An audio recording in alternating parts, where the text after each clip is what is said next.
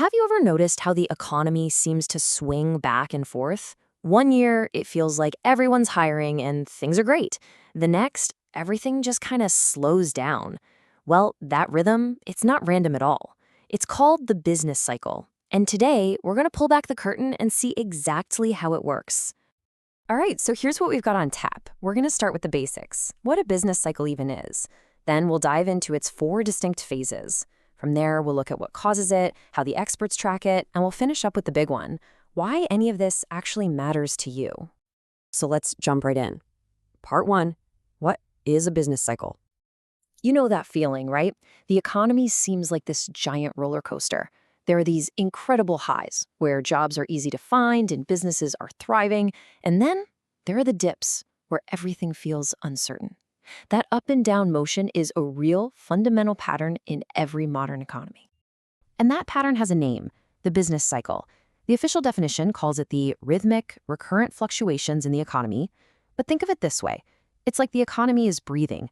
It has a period of expansion, breathing in, and a period of contraction, breathing out. The key words there are rhythmic and recurrent. This happens over and over again, even if you can't set your watch by it. Okay. So if it's a cycle, that means it has different parts, right? Let's break down that roller coaster ride into its four distinct phases. First up, we have the expansion. This is the good part, the climb up. The country's total output, or GDP, is growing strong. More people have jobs, which means they have more money to spend. Businesses feel confident. Consumers feel confident. It creates this amazing upward spiral that pushes the whole economy forward. Eventually, that climb reaches its highest point, and that's the peak. At this stage, the economy is running hot, maybe a little too hot. Resources are getting stretched thin, so prices for materials and labor start to creep up. That's when demand starts to cool off. The party isn't over just yet, but you can definitely hear the music starting to fade. And what comes after the peak? The slide down. This is the contraction phase, but you probably know it by its more common name, a recession. Businesses start cutting back on investment, and hiring slows down, or turns into layoffs. Suddenly there's more stuff to buy than there are people buying it. Incomes fall, spending tightens up, and that feeling of optimism, well, it flips to pessimism. The very bottom of that slide is called the trough. Now, this is the toughest part of the cycle, no doubt. We're talking high unemployment, negative growth, a really painful time. In the most severe cases, this is what we call a depression. But here's the most important thing to remember about the trough. It's the turning point. It's from here that the next recovery, the next expansion begins. Which leads to the million-dollar question, right? What's the engine behind all this? What is it that's pushing our economy through this endless cycle of boom and bust?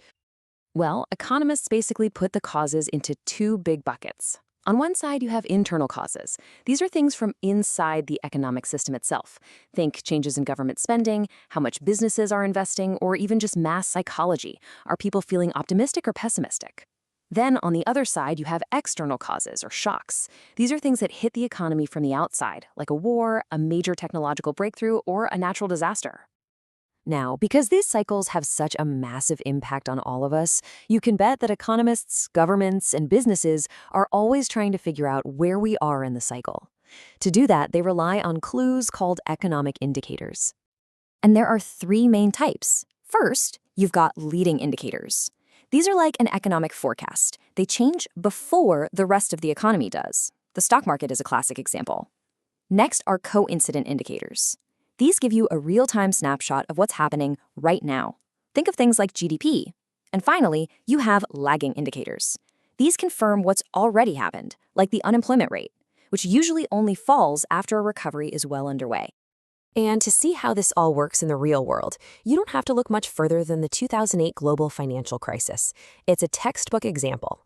After a long expansion, things hit a peak in 2006 when house prices finally started to drop. That kicked off the contraction in 2007, and by 2008, we were in a full-blown trough as major banks collapsed. It wasn't until 2009, with massive government intervention, that the slow climb of the next recovery finally began. Okay, so this isn't just some abstract theory for economists to debate. Understanding the business cycle has huge, real-world consequences for businesses and for all of us. Let's dig into why this really matters. I mean, just imagine you're running a company. Knowing which phase of the cycle we're in is absolutely critical. Is now a good time to build a new factory and hire 100 people? Or should you be cutting costs and saving cash? Should you launch that exciting new product now, or maybe wait until people are feeling a little more confident with their wallets? All of these massive strategic decisions are shaped by the business cycle. This quote right here really nails it. It's not about predicting the future with 100% certainty. Nobody can do that. It's about being able to anticipate the direction the wind is blowing and react to it faster and smarter. In business, that kind of alertness is a huge competitive advantage. And what's really interesting is that not all parts of the economy feel this roller coaster ride in the same way. Some industries are incredibly sensitive to the cycle. We're talking about companies that make big, expensive things, capital goods, durable goods, like cars or new houses. When a recession hits, those are the first purchases people put off, right? So those industries feel the downturn way more intensely than, say, a company that sells groceries.